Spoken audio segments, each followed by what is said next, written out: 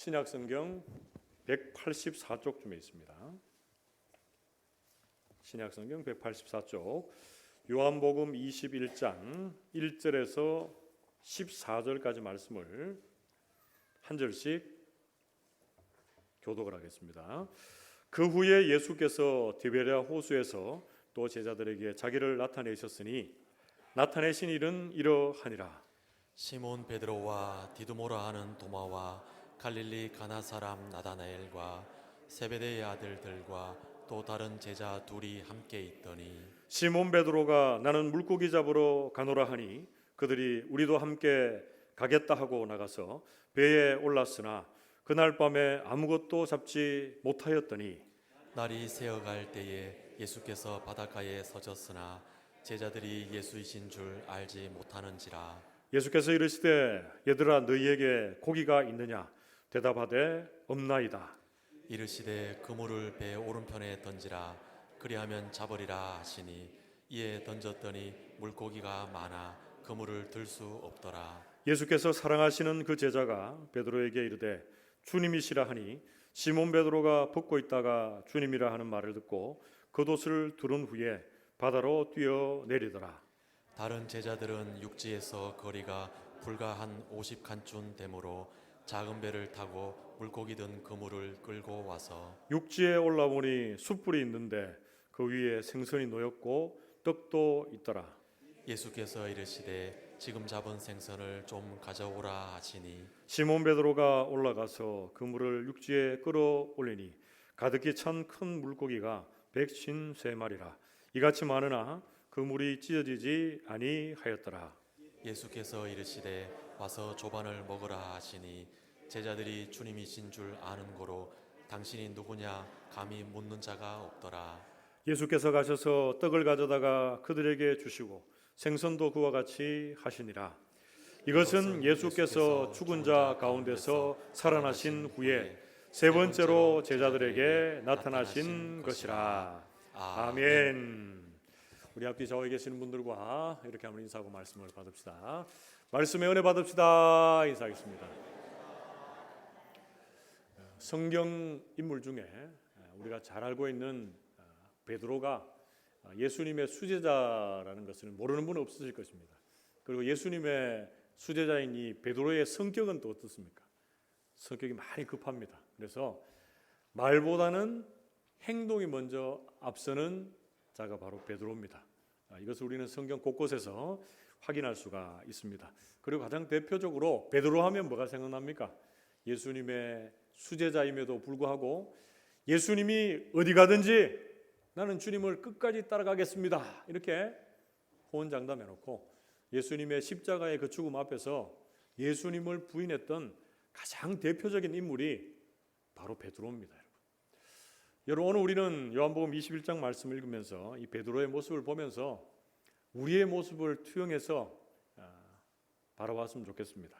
우리 또한 예수님을 따라 산다고 하면서 우리가 원하는 길을 따라갈 때가 얼마나 많습니까? 예수님의 마음을 품고 이 세상을 바라보고 살아가야 되는데 예수님을 멀리하고 내가 원하는 대로 내 욕망이 작동하는 대로 살 때가 참 많았음을 고백합니다.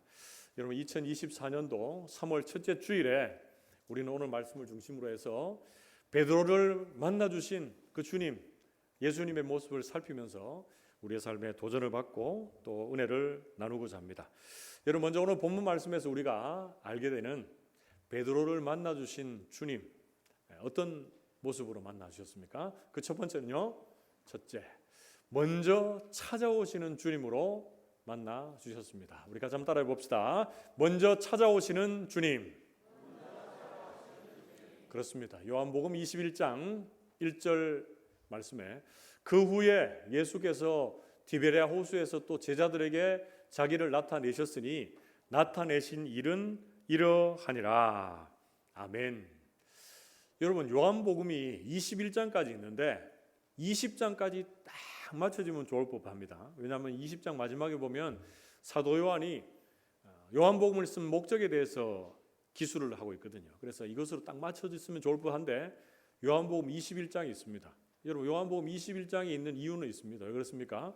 예수님의 십자가의 그 죽음, 그 사역 앞에 예수님을 다 멀리하고 떠났던 제자들이었습니다. 그런데 사도행전이 시작되기에 앞서서 예수님께서는 그 제자들을 다시 부르셔서 목양의 이 마음들을 주시고 그 사도들이 그 주님의 마음을 가지고 사도행전, 성년행전의 역사를 지금 써내려가게 하시는 것입니다.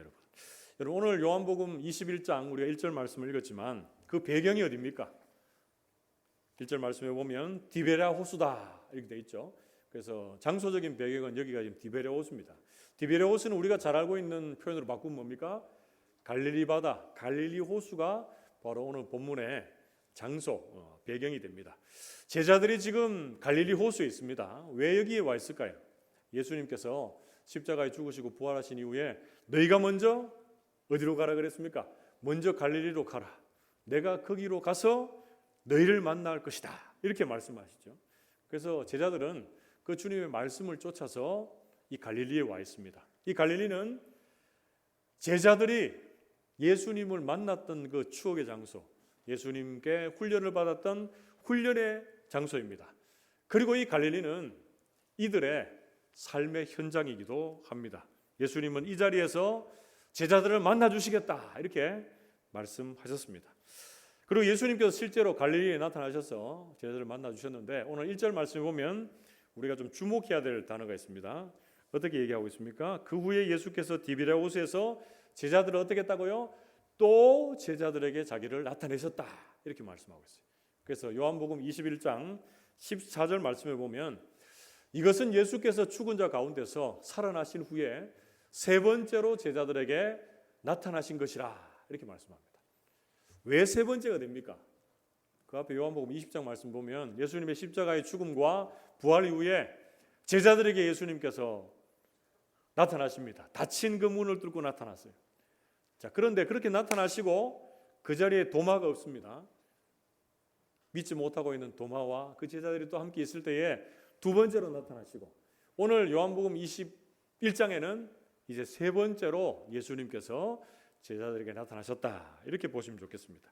여러분 이렇듯 예수님께서는 제자들에게 먼저 찾아와 주시는 주님으로 묘사되고 있습니다. 여러분 주님이 이 제자들에게 찾아오셨을 그때에 이 제자들의 모습은 어떻게 소개하고 있습니까? 요한복음 21장 2절에서 3절 말씀에 보면 시몬 베드로와 디두모라 하는 도마와 갈릴리 가나 사람 나다나엘과 세베대의 아들들과 또 다른 제자들이 둘이 함께 있더니 시몬 베드로가 나는 물고기 잡으러 가노라 하니 그들이 우리도 함께 가겠다 하고 나가서 배에 올랐으나 그날 밤에 아무것도 잡지 못하였다 이렇게 말씀합니다. 여러분 지금 베드로를 포함해서 제자들이 몇 명 있습니까? 한번 헤아려 보십시오. 베드로 포함해서 7명. 베드로 포함해서 7명이 있습니다. 그런데 그 중에 역시 행동대장이 누굽니까? 말보다 행동이 앞선 베드로입니다. 베드로가 나는 물고기 잡으러 가야 되겠다 라고 이렇게 먼저 치고 나갑니다. 그런데 지금 이 제자들이 물고기 잡으러 가는 것을 어떻게 생각하면 좋을까요? 부활하신 예수님을 만나 뵙기를 기다리다가 그들은 잘하고 있는 것, 그들이 원래 했던 그 자리로 자연스럽게 돌아갔다고 보는 것이 좋겠습니다. 그렇지만 지금 제자들에 있어서는 자신들이 사람을 낚는 어부로서의 사명보다는 눈에 보이는 것, 손에 잡히는 것들을 더 소중하게 여기는 그런 열망들이 더 커져 보이는 것이 오늘 본문의 말씀입니다. 베드로가 앞장을 서고 여러 제자들이 따라 나선 그 고기잡이에서 여러분 고기를 잡습니까? 못 잡습니까? 한 마리의 고기도 밤새 잡지를 못합니다. 이어지는 요한복음 21장 4절 말씀에 보면 날이 새어갈 때에 예수께서 바닷가에 서셨으나 제자들이 예수이신 줄 알지 못하는지라 이렇게 말씀합니다. 여러분 날이 새어갈 때에 예수님이 바닷가에 서 계셨는데 제자들이 왜 몰랐을까요? 밤새 고기를 잡다 보니까 지치고 피곤했을 수 있습니다. 여러분. 낚시 가보신 분들은 잘 알지만 저는 낚시에 대해 잘 모르지만 고기를 많이 잡으면은 피곤합니까? 고기를 많이 못 잡으면 피곤합니까? 잘 하시는 분이에요, 그죠? 고기를 잡으면 좀 이렇게 기쁨도 있고 그런데 밤새 고기를 못 잡으면 더 피곤할 수 있다는 거죠. 그래서 피곤하고 지쳐서 예수님을 잘 못 알아봤을 수도 있습니다. 또 한편으로는 예수님께서 지금 바닷가에 서 계신 것이 50칸쯤 이렇게 떨어져 있다고 하는데 거리상으로 해보면 한 90m, 한 100m 정도 되거든요. 그래서 멀리 떨어져 있고 그래서 날이 아직 새지 않았기 때문에 예수님을 알아보지 못했다 이렇게 생각할 수도 있고 또 부활하시기 이전의 모습과 이후의 예수님의 모습이 좀 달랐기 때문에 알아보지 못했다 이렇게 생각할 수도 있습니다. 그런데 여러분 예수님을 알아보지 못한 제자들에게 있어서 방점 가장 중요한 강조점은 뭐냐? 이들의 영적인 상태입니다. 여러분 제자들이 예수님을 알아보지 못했다고 할 때 동사를 에이돈이라고 하는 단어를 쓰거든요. 에이돈은 뭐냐?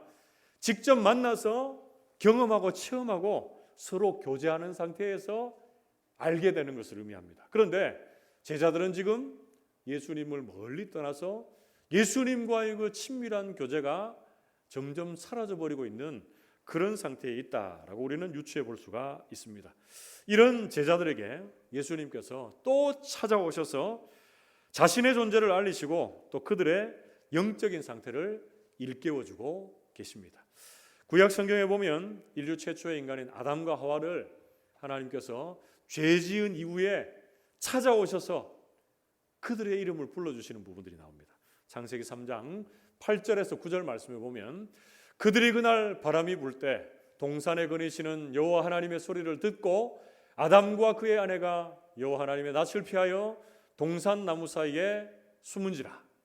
여호와 하나님이 아담을 부르시며 그에게 이르시되 네가 어디 있느냐 이렇게 말씀하십니다.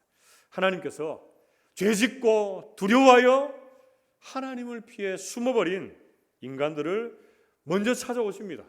그리고 아담의 이름을 불러주십니다. 그리고 그들에게 가죽옷을 친히 지어 입혀주십니다. 사랑하는 성도 여러분, 오늘 본문 말씀에서 우리가 배우게 되는 베드로를 만나주시는 예수님 어떤 모습이었습니까? 먼저 찾아와 주시는 주님이셨습니다. 죄인된 인간들이 세상에 바쁜 인간들이 주님을 찾기 전에 주님께서 먼저 우리를 찾아오셔서 말씀하시는 주님이 되시는 줄 믿습니다. 우리의 인생 속에 바쁘고 분주하다는 핑계로 주님께 나아가지 않고 우리의 일상의 삶에 너무나 바쁘고 피곤하고 때로는 지쳐있는 우리에게 주님께서 또 찾아오셔서 말씀하시는 분이 우리 주님이신 줄로 믿습니다. 오늘날 세상에서 분주하고 부대끼고 살고 있는 우리들에게 우리 주님께서 먼저 찾아오셔서 지금 이 시간에도 여러분들의 이름을 불러주시고 말씀하시는 그 하나님이 되시는 줄로 믿습니다. 우리 모든 성도들이 주님 찾아오셔서 우리의 인생을 놓고 하시고 말씀해 주셨을 그때에 우리의 마음문을 활짝 열고 주님을 만나게 하시고 주님과 친밀한 교제를 이어갈 수 있는 우리 모든 성도들 되시기를 주님의 이름으로 축복합니다. 오늘 본 말씀에서 우리가 알게 되는 베드로를 만나주신 주님 어떤 주님이셨습니까? 두 번째는 지금 필요를 채워주시는 주님이셨습니다. 우리 같이 한번 따라해 봅시다. 지금 필요를 채워주시는 주님. 그렇습니다. 요한복음 21장 5절 말씀에 예수께서 이르시되 얘들아 너희에게 고기가 있느냐 대답하되 없나이다 이렇게 말씀합니다. 예수님께서 제자들 향해서 지금 어떻게 부르고 있습니까? 얘들아 부모가 자식에게 행하는 호칭 같습니다. 그리고 이 얘들아 아이를 부르는 호칭은 이 제자들의 영적인 미성숙 상태 어린아이의 수준과 같은 상태를 또 말씀해 주고도 있습니다. 너희에게 고기가 있느냐? 예수님께서 여러분 지금 아무것도 제자들이 잡지 못한 것을 알고 계십니까? 모르고 계십니까? 이미 주님 다 알고 계세요. 그런데 너희에게 고기가 있느냐? 이렇게 물어보시는 예수님의 그 숨은 뜻 저희가 어디에 있습니까? 그것은 바로 이런 뜻이죠. 너희 힘으로 밤새도록 고기를 잡아봐야 아무것도 못 잡는 것 너희가 이제 알겠니? 이렇게 주님이 물으시는 것 같습니다. 요한복음 21장 6절 말씀을 보면 이르시되 그물을 배 오른편에 던지라. 그리하면 잡으리라 하시니 이에 던졌더니 물고기가 많아 그물을 들 수 없더라. 이렇게 말씀합니다. 아무것도 잡지 못했다는 그 제자들의 말에 오른쪽에 그물을 던져라. 고기를 잡으리라. 이렇게 말씀하시고 실제로 그 말씀에 순종한 제자들에게 우리 주님께서 많은 고기를 주셨다라고 이렇게 말씀합니다. 여러분, 밤새도록 고기를 잡지 못한 이 제자들이 밤새 오른쪽에 그물을 던져 받겠습니까? 안 받겠습니까? 오른쪽, 왼쪽, 앞쪽, 뒤쪽 여러분 던져보지 않는 데가 없겠죠. 그런데 예수님의 말씀에 순종한 그 자리에 기적, 좀 더 정확하게 말하면 표적이 나타나고 있습니다. 그 표적은 어떤 표적입니까? 예수님의 하나님의 아들 되심, 그리고 온 세상 모든 만물을 주관하시고 움직이고 계시는 주님, 그리고 제자들, 그리고 우리의 삶의 주인 되시는 예수님에 대해서 소개를 해주고 있습니다. 여러분, 요한복음 21장 7절 말씀을 보면 예수님의 사랑하시는 제자, 이 사도 요한이죠. 요한복음을 쓴 요한이 주님이시다, 이 주님이심을 직감하고 이렇게 이야기할 때에 또 누가 가장 먼저 예수님께로 나아갑니까? 베드로. 성질 급한 베드로가 이제 겉옷을 두르고 바다로 뛰어내렸다라고 요한복음 21장 7절은 말씀해주고 있습니다. 그 거리가 한 90여 미터, 100미터 정도 되었길래 다른 제자들은 작은 배를 타고 그물을 싣고 이제 바닷가로 향합니다. 그런데 그거 참지 못하고 베드로는 물에 뛰어듭니다. 여러분, 그곳이 깊었다면 베드로가 어부니까 수영해서 갔을 것이고 얕았다면 열심히 또 뛰어서 예수님께로 향해 갔을 것입니다. 주님이 십자가 달리실 그때에 예수님을 부인했던 베드로였는데 주님 다시 만나는 이 순간에 어떤 마음이었을까요? 그 부인했던 그 기억을 다시금 떠올리고 싶지 않았을 것입니다, 여러분. 그런데 요한복음 21장 8절에서 9절 말씀 보면 그 바닷가로 당도해서 보게 되는 또 상징물이 하나 있었습니다. 뭐가 있었습니까? 거기에 숯불이 있었어요. 숯불. 21장 8절에서 9절 말씀 보면 다른 제자들은 육지에서 그리가 불과 한 50칸쯤 되므로 작은 배를 타고 물고기 든 그물을 끌고 와서 육지에 올라보니 숯불이 있는데 그 위에 생선이 놓였고 떡도 있더라. 이렇게 말씀합니다. 베드로와 제자들이 와서 이렇게 보니까 그 숯불, 이 숯불은 베드로에게 있어서 예수님을 부인했던 그 당시에 있었던 숯불을 떠올리게 합니다. 베드로는 그 기억들을 떠올리고 싶지 않은 기억이라고 생각했을지도 모릅니다. 이어지는 요한복음 21장 10절에서 11절 말씀 보시면 예수님께서 제자들에게 어떻게 말씀하십니까? 너희 지금 잡은 생선을 좀 가져오라 하시니 시몬 베드로가 올라가서 그물을 육지에 끌어올리니 가득히 찬 큰 물고기가 153마리라. 이같이 많으나 153마리라. 이같이 많으나 그물이 찢어지지 아니하였더라. 이렇게 말씀합니다. 예수님께서 이미 생선을 구우시고 지금 떡을 준비하시고 계시는데 예수님이 지금 제자들에게 원하고 있는 게 뭡니까? 너희가 지금 잡은 그 생선을 가져오라. 주님의 말씀에 순종해서 얻은 그것들을 가지고 오라라고 요구를 하고 계십니다. 여러분, 우리의 인생에도 우리의 영육의 필요를 채워주시는 분은 우리 주님 한 분밖에 없는 줄로 믿습니다. 우리의 열심, 우리의 노력으로 그것이 채워질 것이다 이렇게 생각하면 여러분 큰 착각입니다. 우리의 육체적인 체험도 더 나아가서 우리의 영적인 체험도 채워주실 분 주님밖에 없으신 줄로 믿습니다. 그리고 그 체험은 과거에서 현재로, 현재에서 미래로 이어지게 됩니다. 그리고 가장 중요한 것은 뭡니까? 지금 내가 주님 앞에 어떤 모습과 상황으로 서 있는가, 그것이 제일 중요합니다. 사랑하는 성도 여러분, 우리 모든 성도들이 지금 주님의 말씀에 순종함으로 주님으로부터 채워주시는 영육의 필요들을 체험받는 복된 인생들 되시기를 주님의 이름으로 축복합니다. 요한복음 21장 12절에서 13절 말씀을 보면 예수께서 이르시되 와서 조반을 먹으라 하시니 제자들이 주님이신 줄 아는 고로 당신이 누구냐 감히 묻는 자가 없더라. 예수께서 가셔서 떡을 가져다가 그들에게 주시고 생선도 그와 같이 하시니라. 아멘. 예수님 제자들을 만나보시면서 너희들 왜 내가 십자가 달릴 때 나를 부인했느냐 이렇게 묻지 않으셨습니다. 너희들 밤새도록 왜 너희의 힘으로 그렇게 고기를 잡으려고 했느냐 이렇게 묻지 아니하셨습니다. 허기진 배 지친 몸으로 바닷가에 오른 제자들에게 아침 식사를 우리 주님께서 손수 지으셔서 그들에게 먹이고 계십니다. 제자들에게 지금 가장 필요한 것이 무엇인지 주님께서 아시고 그것을 채워주고 계십니다. 떡을 주시고 생선을 주시는 예수님 앞에서 모든 제자들이 주님이신 줄 알고 감히 당신이 누구냐라고 묻는 자가 없었다 이렇게 말씀합니다.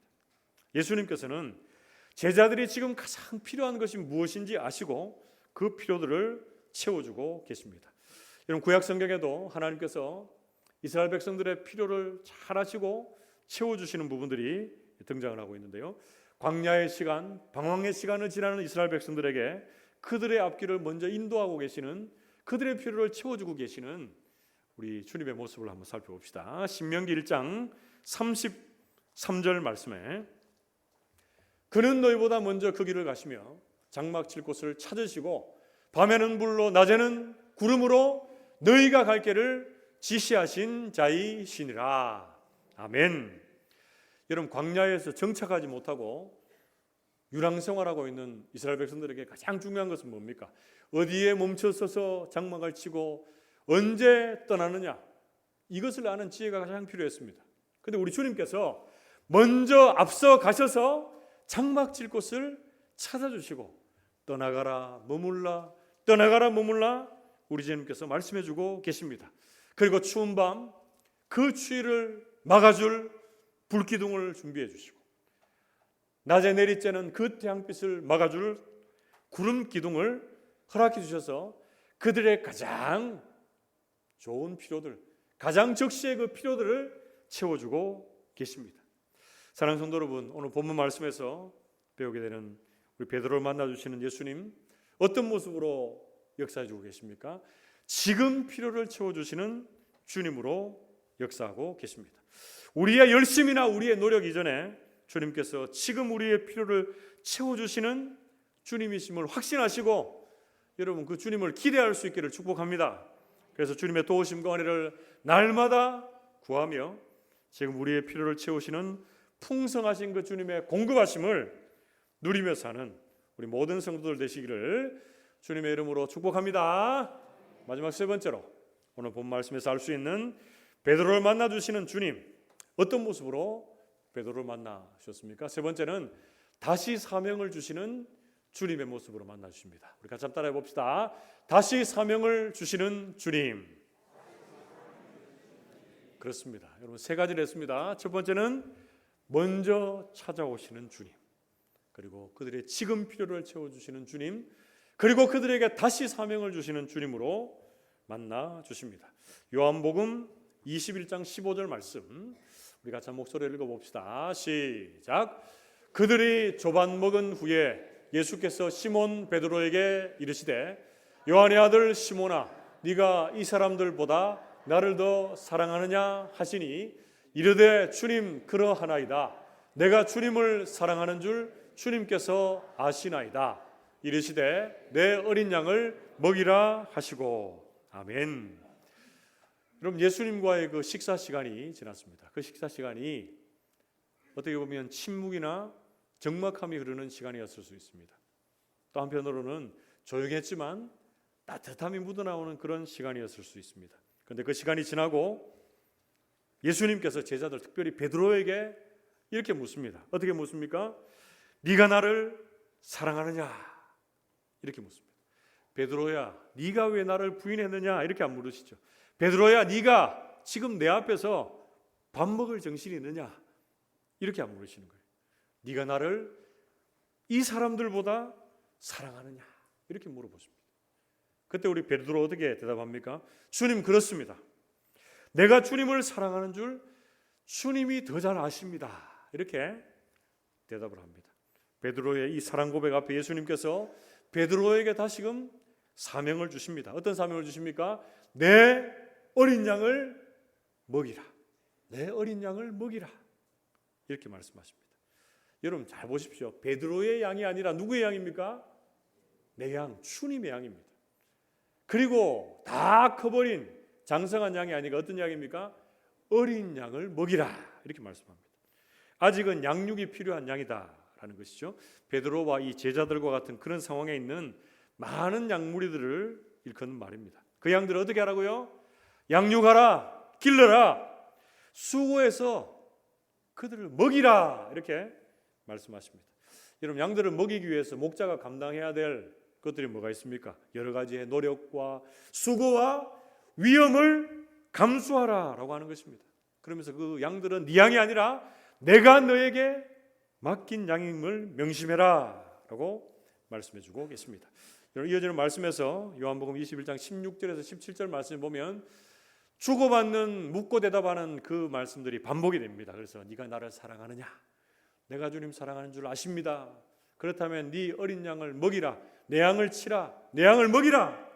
그 말씀을 주님 계속해서 반복해서 말씀해 주십니다. 여러분 어린 양을 먹이라 치라고 하는 이 말씀은 목회자인 저에게만 포함되는 것이 아니라 우리 모든 성도들이 영혼들을 대하는 마음에 함께 적용해야 될 그런 모양의 말씀입니다. 성도들 중에 도움과 사랑이 필요한 자들, 돌봄과 양육이 필요한 자들에게 우리의 수고와 애씀과 헌신을 주저하지 말아라 라고 말씀하십니다. 여러분 잠언 27장 23절 말씀처럼 네 양떼 형편을 부지런히 살피고 네 소떼에 마음을 두라 라고 우리 주님께서 저와 우리 성도들에게 말씀해 주십니다. 너는 이제 더 이상 사람을 낚는 어부다. 고기를 낚는 어부가 아니라 사람을 낚는 어부, 사람을 취하는 어부, 사람을 위하는 어부로 남은 생을 살아내라 라고 우리 주님 말씀해 주고 계십니다. 그러면서 베드로의 미래에 대해서 예언해 주고 계시는데요. 요한복음 21장 18절 말씀에 내가 진실로 진실로 내게 이르노니 네가 젊어서는 스스로 띠뛰고 원하는 곳으로 다녔거니와 늙어서는 내 팔을 벌리리니 남이 내게 띠띠우고 원하지 아니하는 곳으로 데려가리라. 이렇게 말씀합니다. 네가 젊었을 때는 네가 원하는 대로 행하고 다녔을 것이다. 그러나 이제부터는 남이 너를 이끌어 네가 원하지 않는 곳으로 데려갈 것이다. 이게 뭘 의미하고 있습니까, 여러분? 베드로의 순교를 의미하고 있습니다. 다시 사명의 자리로 돌아가 끝까지 그 사명을 감당하다가 네 인생을 마무리하게 될 것이다 라고 우리 주님 말씀해주고 계십니다. 여러분 이 말을 들었을 때 베드로의 마음이 어땠을까요?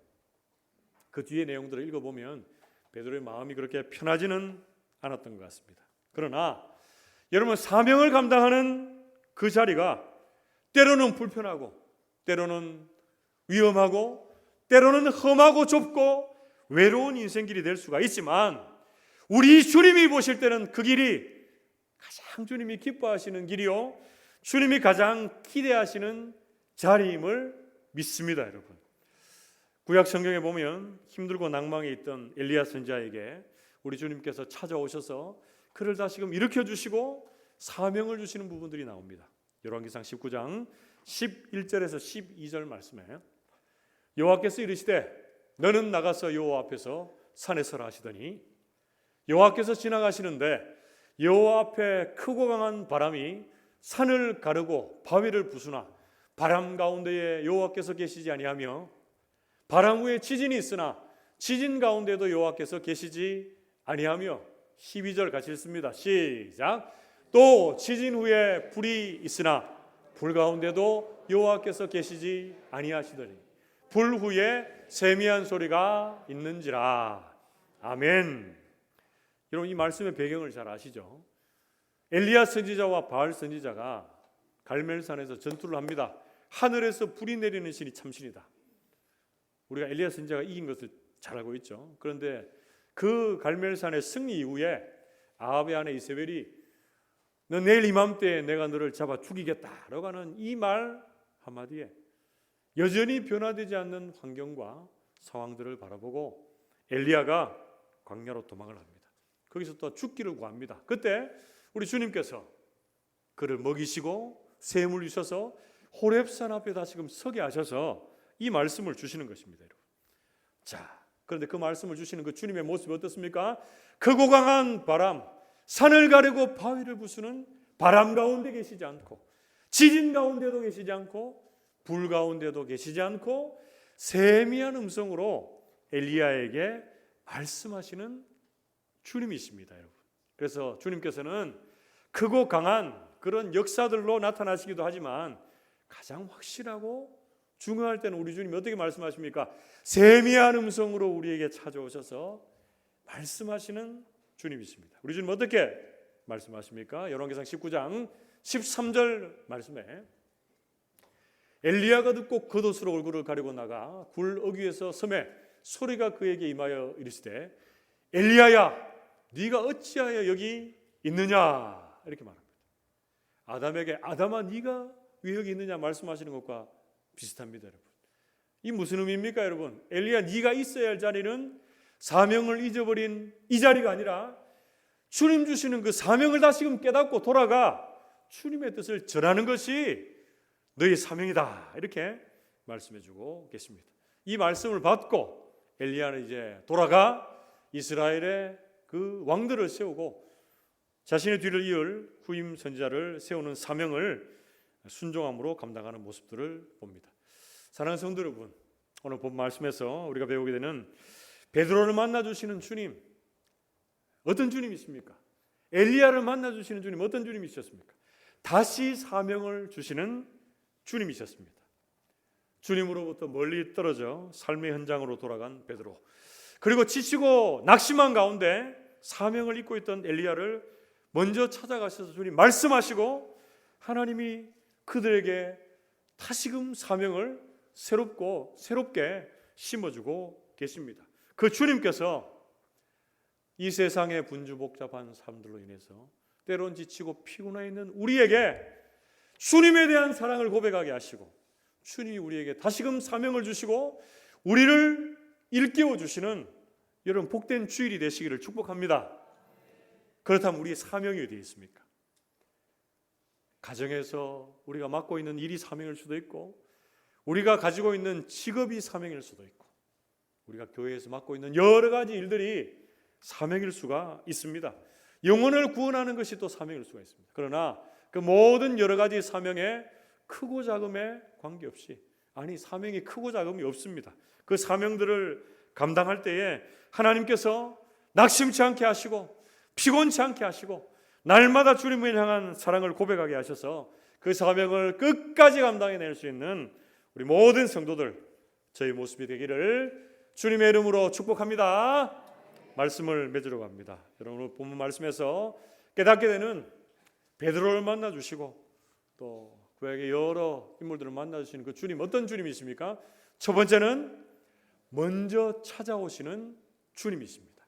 우리가 주님을 먼저 찾아간 것이 아니라 주님께서 우리를 먼저 찾아오셔서 말씀해 주시고 우리에게 격려해 주시는 주님이 되십니다. 두 번째, 우리 주님 어떤 주님이십니까? 지금 필요를 채워주시는 주님이십니다. 우리의 지금의 영육의 필요를 가장 잘 아시고 지금 그것들을 풍성하게 채워주시는 주님이 우리 주님이 되어주십니다. 마지막 세 번째로 다시 사명을 주시는 주님이 바로 우리 주님이 되십니다. 때로는 지치고 낭망한 우리 영혼들에게 찾아오셔서 다시금 사명을 주시고 주님에 대한 사랑을 고백하게 하시고 그 사명을 위해서 새롭게 출발할 수 있도록 우리 주님께서 새 힘을 부어 주십니다. 사랑하는 성도 여러분, 오늘 본 말씀을 대하면서 우리 성도들 2024년도 3월 이후의 시간들을 보낼 때, 그리고 중계 대신방을 맞이할 때에 베드로를 먼저 찾아오셔서 그의 필요를 채워주시고 사명을 새롭게 해주시는 그 주님께서 우리의 각 가정 가운데 그렇게 임하게 되시기를 축복합니다. 하나님의 복으로 찾아오시고 각 가정의 필요를 말씀으로 기도로 채워주시고 주님 주시는 그 사명을 함께 공유해 나갈 수 있는 2024년도 남은 한 해 그리고 중계 대신방의 모든 일정이 되시기를 주님의 이름으로 축복합니다. 함께 기도합시다.